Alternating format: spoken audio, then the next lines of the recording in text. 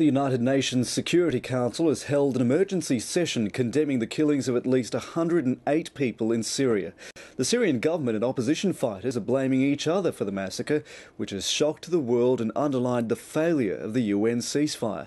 Middle East correspondent Anne Barker has more.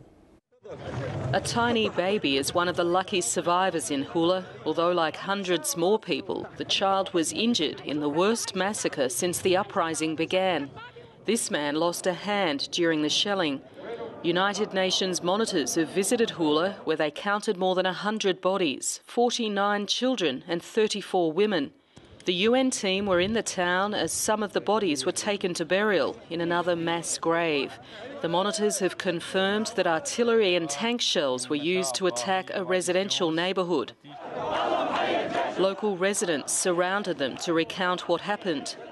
They stand the shelling and then they continue. They continued yesterday until 2 at night. The slaughter at Houla sparked condemnation around the world. The UN Security Council has held an emergency session on Syria. The Syrian government had claimed there were no tanks in the area. That is clearly a lie.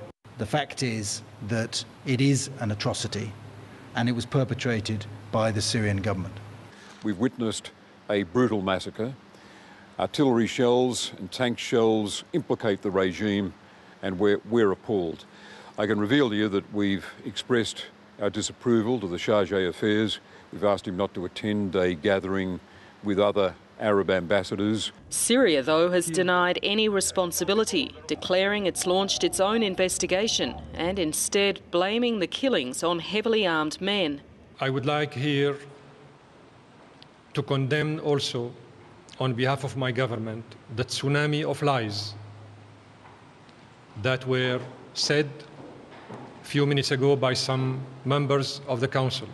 In Syria too, the deaths have sparked widespread anger with a wave of protests across the country.